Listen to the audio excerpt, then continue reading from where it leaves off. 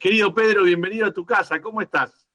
¿Qué tal, Padre Maxi? ¿Cómo estás? Una alegría saludarte y saludar también, por supuesto, a todos los oyentes y televidentes de Radio María Argentina. Bueno, Pedro, llegadito hace unos días de Roma, después de un tiempo largo, ya nos vamos a meter un poquito en las cuestiones más del documento final y de los grandes desafíos que tenemos. Pero bueno, contanos un poquito cómo fue a grandes rasgos esta segunda asamblea sinodal, de la cual una vez más fuiste facilitador. También quizá contar a la gente un poquito cuál fue tu rol una vez más en este tiempo. Sí, porque cuando hablamos de facilitador, la gente se pregunta qué facilita, ¿Qué ¿no es cierto? facilitas? El facilitador es una especie de coordinador de grupo, podríamos decir.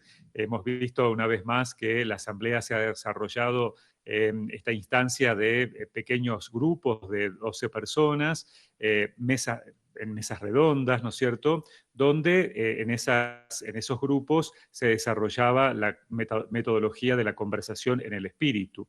Metodología que implica distintos pasos, siempre en un contexto de profunda espiritualidad, pero que implica que una persona vaya marcando los tiempos, vaya dando la palabra, vaya facilitando ese diálogo necesario a través de las distintas instancias que implica la metodología. Y eso es entonces lo que hacíamos los 36 facilitadores, porque eran 36 mesas, para poder acompañar cada una de las instancias y de los momentos de las mesas y, por supuesto, entonces poder elaborar las conclusiones, la síntesis a partir de los temas que se iban planteando. Pedro, hay algo que es fundamental, que también los que estuvimos allá lo pudimos ver. Se hizo mucho hincapié en que esto no termina, sino que comienza una fase de implementación de la experiencia sinodal. Si vos tuvieras que hacer una síntesis de cómo comenzamos esta fase de implementación ahora en nuestras diócesis, parroquias, ¿por dónde te parece que va lo más fuerte de este tiempo que ahora viene después ya de este camino de las dos asambleas? Sí, me parece muy importante lo que decís, porque a veces podemos pensar, bueno, terminó el sínodo, ya está, ¿no es Claro. cierto? Y no es así. Sabemos que en Episcopalis Communio, la Constitución Apostólica del Papa Francisco del 2018, donde establece la reglamentación de los sínodos, habla de 3 momentos en cada sínodo. Un momento de consulta, que es lo que se realizó entre el 2021 y el 2023, un momento propiamente de asamblea, que en este caso estuvo dividida en 2 sesiones, la del año pasado, 2023, y la de este año, y ahora el momento de implementación, que es parte del sínodo. Y bueno, y efectivamente ahora comienza este gran desafío de la implementación, porque, bueno, a veces nosotros estamos acostumbrados a esperar que nos digan lo que tenemos que hacer. Y entonces muchos tal vez estaban esperando, bueno, que hubiera un documento donde se estableciera taxativamente que ahora había que hacer esto o implementar aquello o dejar de hacer lo otro. Y en realidad el documento, también siguiendo la lógica de lo que ha sido el sínodo, es un documento que nos anima, que nos impulsa a ser una iglesia más sinodal, que nos da pistas, nos da orientaciones. Un obispo, me acuerdo que en mi mesa decía, para mí este documento es inspirador, nos inspira a seguir siendo una iglesia sinodal. Y tenemos que pensar que cada iglesia particular, cada conferencia episcopal, tiene un camino distinto, ha hecho un recorrido diferente. Y por lo tanto, bueno, uno puede encontrarse en el documento con cosas que tal vez dice, pero esto ya lo venimos haciendo desde hace mucho tiempo, desde muchos años, no es una novedad. Pero para lo que nosotros tal vez no es una novedad, para iglesias de otros continentes o de otros lugares puede ser no solo una novedad, sino casi hasta un escándalo, digamos, una cuestión revolucionaria. Y entonces creo que lo primero es eso, es poder ir haciendo una lectura pausada del documento, una recepción del documento, también a la luz de lo que se ha dicho en cada diócesis o en cada conferencia episcopal durante este periodo de consulta, para después ir confrontándonos con esa realidad y con ese documento y poder decir, bueno, nos parece que tenemos que profundizar en esto, que trabajar esto otro, que implementar aquello, o tal vez algo que teníamos y que venimos teniendo desde hace mucho tiempo, bueno, tal vez ha perdido vitalidad, ha perdido espiritualidad. Me acuerdo de una conferencia episcopal de América Latina que en su síntesis decía: nosotros hace muchos años que tenemos asambleas nacionales, asambleas diocesanas, que tenemos consejos parroquiales, consejos pastorales, pero sin embargo notamos que estas instancias que en las estructuras están ya formuladas y en funcionamiento han perdido contenido. Es decir, bueno, funcionan casi burocráticamente y no tienen realmente ese sentido de comunión, de participación que deberían tener. Bueno, a veces están las estructuras y hay que darles contenido, hay que darles espíritu de sinodalidad, ese espíritu abierto de participación. Y a veces tal vez podemos tener muy buenas intenciones, pero nos faltan las estructuras que vayan asegurando eso. Creo que el sínodo nos ha dejado muy claro esto, de que se tratan de las dos cosas. No es solamente las estructuras, por eso mismo algunos dicen, bueno, el derecho canónico debería prever, sí, pero además de las estructuras también tiene que estar el espíritu sinodal. Y no se trata solo de la buena voluntad del espíritu sinodal, porque a veces hay un párroco, hay un obispo que tiene muy buena voluntad sinodal, mucho espíritu sinodal, y después, si no hay una estructura que lo asegure en el tiempo, viene otro y cambia todo. Entonces, bueno, son esas dos cosas y ahí me parece que, bueno, nos va a llevar mucho tiempo. Creo que este documento, o sea, las conclusiones del sínodo y seguir creciendo una iglesia sinodal, ya hemos experimentado que en tres años hemos crecido, hemos avanzado, pero nos va a llevar tiempo. ¿Por qué? Porque implica una conversión en muchos sentidos, una conversión personal, una conversión comunitaria, pastoral, y también implica, bueno, como decía, ir madurando e implementando estructuras que hagan posible esa sinodalidad.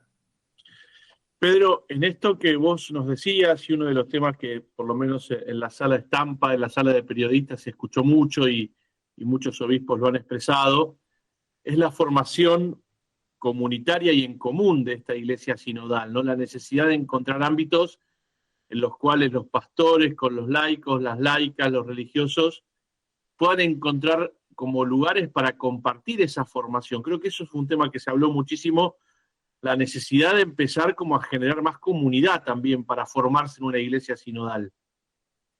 Sí, ahí, digamos, son importantes todos los aspectos, las dimensiones que trata el documento, ¿no?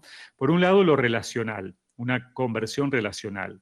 Es una cosa que salió mucho en la síntesis de América Latina, no sé en otras partes del mundo, pero en América Latina, en la mayoría de los países, se hablaba de esta dificultad que tenemos para relacionarnos. No nos relacionamos bien, a veces nos relacionamos con autoritarismo, de manera sectaria, que ha dejado muchas heridas al interior de las comunidades, entre las parroquias, las diócesis, entre la autoridad y los laicos, o entre el clero y los laicos, entre la vida diocesana y la vida religiosa.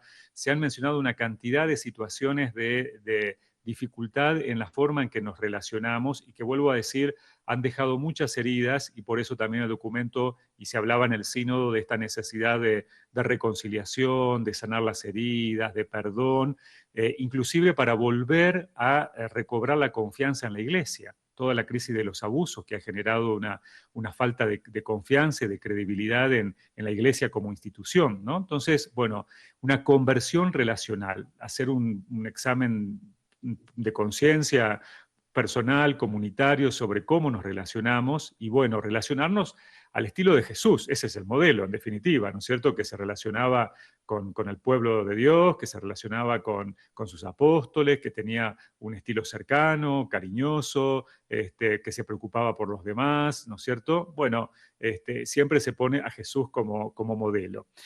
También la necesidad, efectivamente, de generar esos espacios de participación, como vos decís, espacios de participación que en algunos casos están, vuelvo a reiterar, en algunos casos funcionan bien, en otros no tanto, pero que tiene que ver con los consejos pastorales, instancias de discernimiento de distinto tipo, como pueden ser también asambleas diocesanas, asambleas parroquiales, ¿no?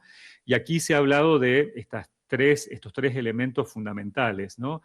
La participación en el discernimiento para la toma de decisiones, la toma de decisión en sí, quién la debe realizar, que siempre es la autoridad. Y esto me parece que es muy importante porque para los que hablaban de una democratización o una horizontalización de la Iglesia, dejan claro que no, que hay una corresponsabilidad de todo el pueblo de Dios, pero que es diferenciada, que la autoridad no pierde su capacidad de tomar las decisiones, pero esas decisiones no las tiene que tomar solo, ni las tiene que tomar de manera caprichosa, sino escuchando a los demás, escuchando a la comunidad en un proceso de discernimiento que está bien establecido también en el documento. Y después dar cuenta de esa decisión que ha tomado, que a veces puede coincidir con el proceso de discernimiento y otras veces puede ser contraria, pero también diciendo por qué es contraria. Y otro elemento importante ahí es la transparencia, la rendición de cuentas, la evaluación. Creo que en esto es lo que en general más nos falta crecer, porque no estamos acostumbrados a hacer evaluaciones, y dice el documento, las evaluaciones no son para juzgar a las personas, sino para ver cómo mejorar los procesos. No estamos acostumbrados a rendir cuentas, ¿no? Y cuando hablamos de rendición de cuentas no es solamente rendición de cuenta económica, sino también pastoral. Y aquí, se dice, las comunidades religiosas sí tienen un entrenamiento en la rendición de cuentas, pero siempre es una rendición de cuentas hacia arriba, ¿no? Se da cuenta al superior de lo que ha hecho. Aquí de lo que se habla es de rendir cuentas hacia abajo, es decir, rendir cuentas a la comunidad, que un obispo rinda cuentas de lo que ha hecho en el año pastoralmente o cómo le ha ido a la diócesis económicamente a su diócesis, o que un párroco lo haga con su parroquia. Entonces, estas instancias son importantes. Y para todo eso es fundamental la formación.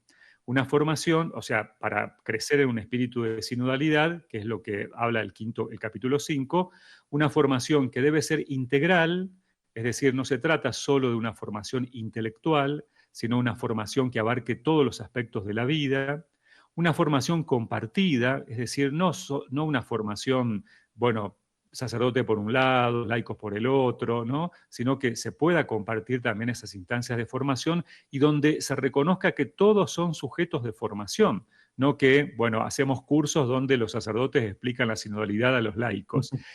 Que también los matrimonios, los laicos, las religiosas, puedan ser también sujetos de formación. Y en ese sentido se había hablado de el abanico también de instancias de formación que tiene la Iglesia.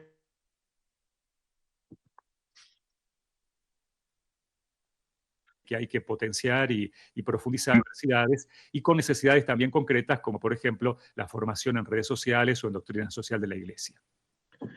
Pedro, preguntarte por algo que también siempre se ha conversado mucho en las dos asambleas, que también ha sido muy importante el aporte de Latinoamérica y que tiene que ver con el tema del lugar de la mujer en la reflexión sinodal.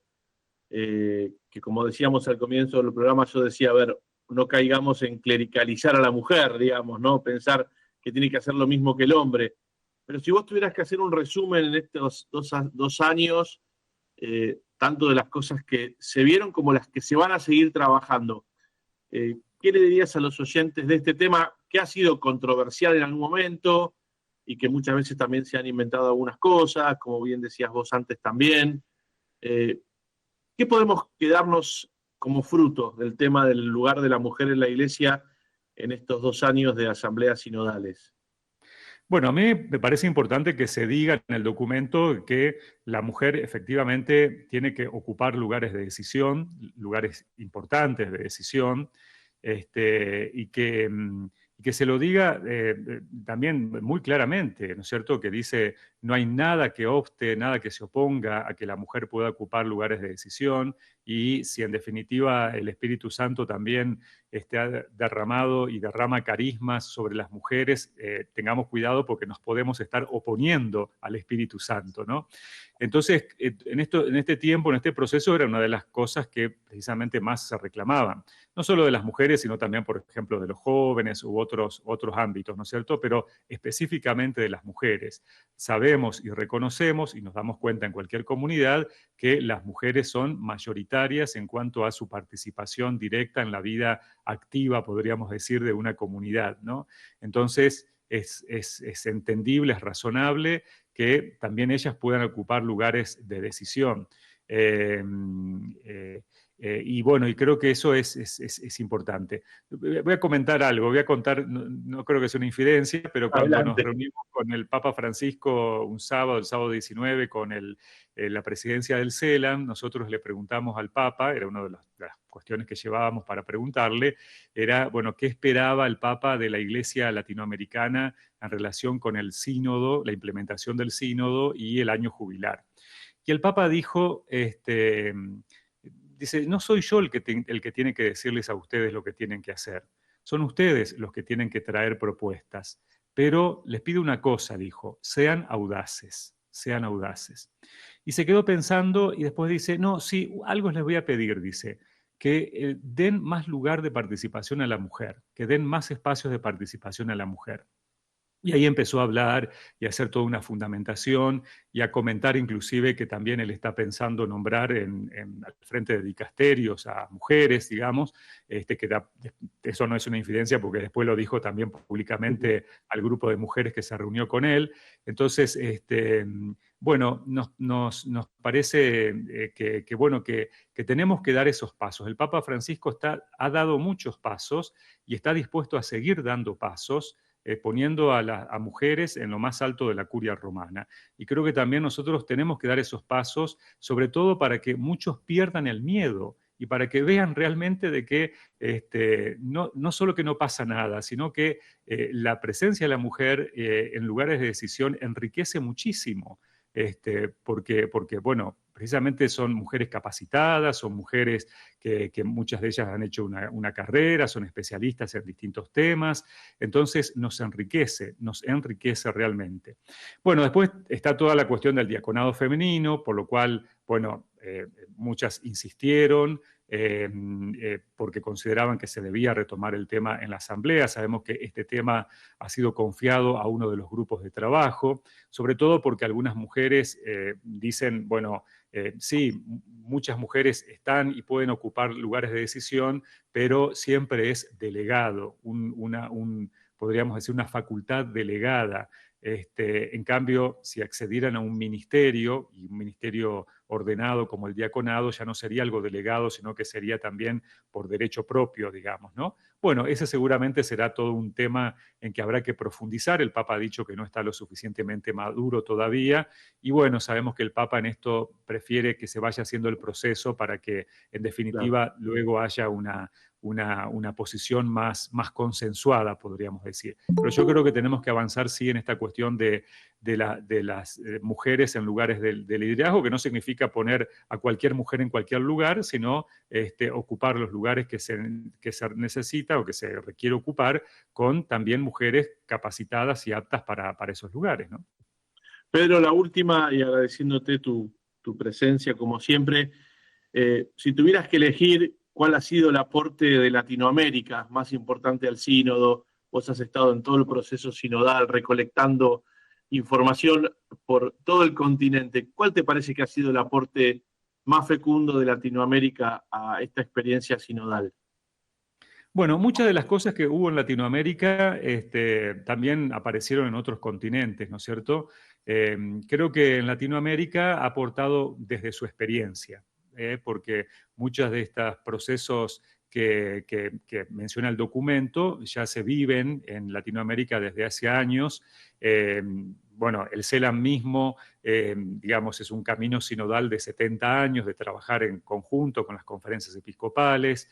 Entonces, los continentes en general miran mucho a Latinoamérica y, bueno, se admiran de esta historia de haber trabajado muchos de estos temas ya desde hace mucho tiempo. Por eso, vuelvo a decir, a nosotros hay cosas que parecieran que no son novedosas, pero para otros continentes sí son novedosas. Y en la Asamblea creo que una cuestión fundamental, un aporte fundamental, fue el tema de recobrar la cuestión de la opción preferencial por los pobres, que no estaba incluida en el instrumento en laboris, que después en el primer borrador del documento final no estaba explícito y entonces los latinoamericanos, tanto en la Asamblea como después ya en la incorporación de los modos para el texto final del documento, insistieron en que era una cuestión central, que tenía que estar en los fundamentos, porque esto inclusive lo ha dicho el Papa Benedicto XVI en la inauguración de la conferencia de Aparecida, ¿no es cierto?, que es la opción preferencial por los pobres de una categoría cristológica, digamos, o sea, no es un invento de Latinoamérica, sino que es central a la teología, porque es una opción central de nuestra fe y sobre todo que nos ha enseñado el mismo Cristo, y eso se insistió mucho y se logró incorporar y finalmente aparece fuertemente entre los fundamentos. No estamos hablando como de una cosita más por hacer, Claro. entre armar los consejos pastorales, también dedicarnos a los pobres. No, la centralidad de nuestra fe también implica reconocer y asumir esta opción preferencial por los pobres. Pedro, muchísimas gracias por este tiempo para empezar a refrescar este tiempo de implementación. Como compartíamos con los oyentes, estamos esperando en los próximos días, ojalá, la posibilidad de tener ya el texto que se ha convertido también en una exhortación del Papa en español. Mientras esperamos, es bueno reflexionar, así que te agradecemos muchísimo tu presencia en nuestro programa, Pedro. Bueno, muchas gracias, Maxi, siempre con mucho cariño y bueno, un saludo a toda la gente de Radio María, a todos los oyentes y toda la gente de Caminos de Encuentro.